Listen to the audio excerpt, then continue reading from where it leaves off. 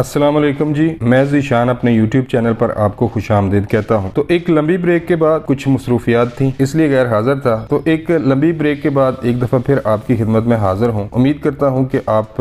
درگزر کریں گے۔ اچھا جی، چند اہم خبریں ہیں۔ پہلی خبر ہے، جیسا کہ آپ جانتے ہیں کہ چند دن پہلے پارلیمنٹ نے ہتھوڑا گروپ کو ایک کلیئر پیغام دیا تھا کہ پاکستان کا سب سے سپریم ادارہ پارلیمنٹ ہے، چونکہ وہاں پر عوام کے نمائندے بیٹھے ہوئے ہیں۔ تو پارلیمنٹ نے ایک بل پاس کیا تھا، پریکٹس اینڈ پروسیجر بل، جو کہ اب ایکٹ اور قانون بن چکا ہے۔ اگرچہ اس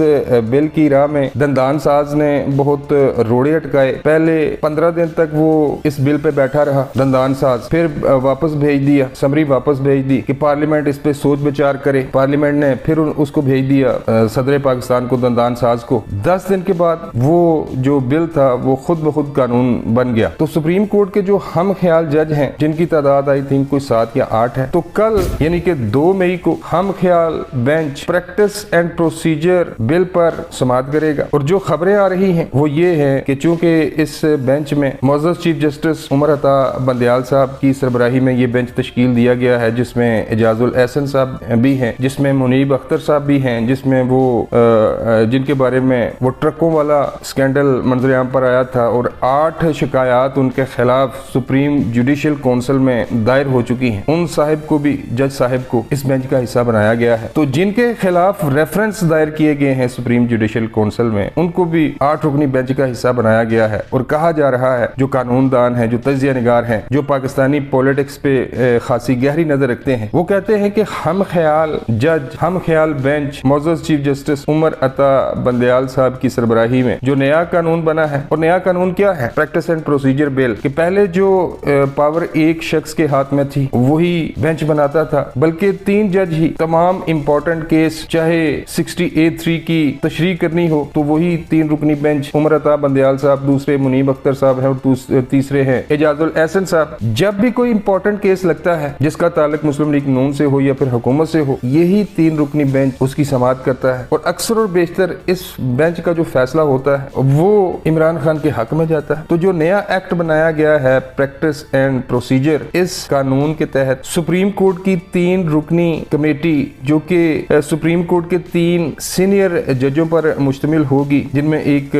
قاضی فائز عیسیٰ صاحب اور دوسرے سردار طارق مسعود صاحب ہیں، یہی ہے، اور تیسرے عمر عطا بندیال صاحب ہیں۔ تو یہ کمیٹی ڈیسائیڈ کرے گی، کوئی ایک بندہ ڈیسائیڈ نہیں کرے گا کہ بینچ کیسے بنانے ہیں، کس کس جج کو کس کس بینچ میں بٹھانا ہے، سو موٹو لینا ہے یا نہیں لینا ہے۔ سپریم کورٹ کے حوالے سے پہلے جو فیصلے صرف ایک بندہ کیا کرتا تھا، اب 3 رکنی کمیٹی کیا کرے گی۔ تو جب تک معزز چیف جسٹس عمر عطا بندیال صاحب ہیں، وہ تو ایسے قانون کو پسند نہیں کریں گے جو ان کی طاقت کو ختم کرے۔ تو کہنے والے کہتے ہیں کہ اس قانون کو کالعدم قرار دیا جائے گا۔ یہاں پر یہ باتیں بھی سننے میں آ رہی ہیں، بلکہ بڑے باوثوق ذرائع سے یہ کہا جا رہا ہے کہ اگر اس طرح کا کوئی فیصلہ کیا گیا 2 مئی کو، تو حکومت نے بھی ایک کلہاڑا یا پھر ایک ہتھوڑا آٹو پہ لگا دیا ہے کہ جیسے ہی ریڈ لائن کراس کی جاتی ہے، وہ کلہاڑا جو کہ آٹو پہ لگایا گیا ہے وہ خود بخود حرکت میں آئے گا اور سب کو اڑا کر رکھ دے گا۔ کہنے کا مقصد یہ ہے کہ کل کا دن بہت اہم ہے۔ پنجابی کی ایک کہاوت ہے کہ حکومت نے ٹھان لی ہے، یا آپ نہیں یا گاہک نہیں۔ اگر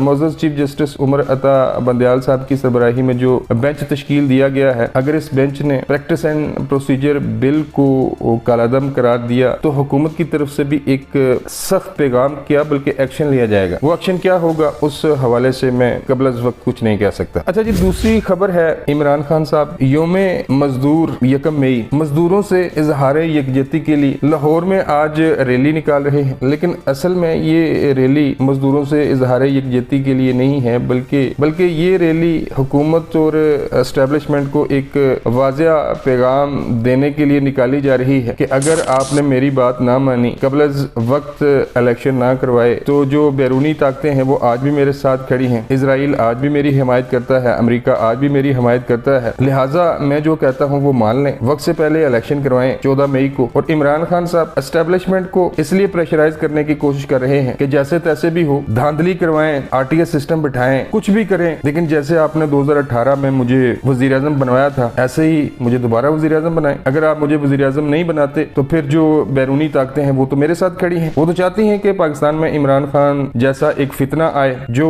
اندر سے ملک کی بنیادوں کو کھوکھلا کر دے۔ اور مزدوروں کے ساتھ یکجہتی کرنے والا یہ وہی فتنہ ہے جس نے आज से 4 साल पहले एक नारा लगाया था कि मैं मजदूरों के लिए काम करूंगा, मजदूरों के लिए मैं रोजगार के नए मौके पैदा करूंगा, 1 करोड़ नौकरियां निकालूंगा, लेकिन इसके 3.5-4 साल दौरे हुकूमत में 1 करोड़ नौकरियां तो इसने क्या देनी थी, 4.5-5 करोड़ लोग बेरोजगार हुए, फैक्ट्रियां बंद हो गई, कारखाने बंद हो गए, लोगों के कारोबार बंद हो गए, इसकी गलत पॉलिसियों की वजह से, इसकी अय्याशियों की वजह से। ये सारे तो अय्याशी में लगे हुए थे। उधर वो जनरल बाजवा अय्याशी कर रहा था, मुल्क को लूट रहा था, दूसरी साइड पे वो फैज हमीद, और तीसरी तरफ वो जो साकिब निसार, इन्होंने खुल खेड़ मचाई हुई थी। और इमरान खान की जो काबीना के वज़रा थे, पिंकी पीरनी, फराह गोगी, कहने का मकसद है कि इन्होंने जी भर के मुल्क को लूटा। तो आज ये जिनके साथ इज़हारे यकजहती के लिए रैली निकाल रहा है, इस रैली के पीछे इमरान खान के मकसद ये है कि एस्टेब्लिशमेंट पर दबाव डाला जाए, हुकूमत पर दबाव डाला जाए, कबल वक्त election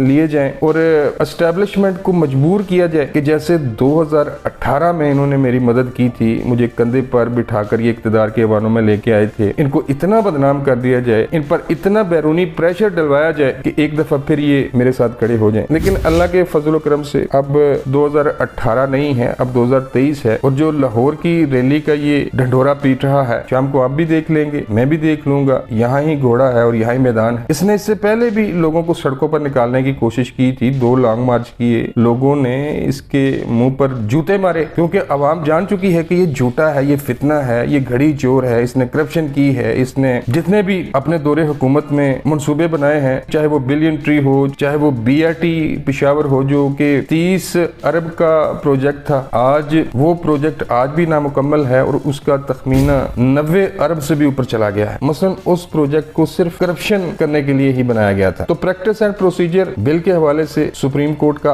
8 रुकनी bench मोअज़्ज़ज़ chief justice Umar Ata Bandial साहब की सरबराही में कल उस केस की समाअत करेगा। खबरें ये आ रही हैं कि हो सकता है कि उसको कलादम करार दिया जाए, और खबरें ये भी हैं कि अगर कलादम करार दिया जाता है तो फिर भाई हुकूमत की तरफ से भी हथौड़ा चलेगा। और दूसरी खबर मैंने आपको ये बताई है कि इमरान खान साहब आज एक रैली निकाल रहे हैं। इस रैली का मकसद ये है कि एस्टेब्लिशमेंट पर दबाव डाला जाए कि जिस तरह वो 2014 में मेरे साथ खड़े हो गए थे, अब भी मेरे साथ खड़े हो जाएं। लेकिन अल्लाह के फजल करम से अब ऐसा नहीं होगा। अब तक के लिए बस इतना ही, मिलता हूँ किसी नए वीडियो में, अल्लाह ने के बाद।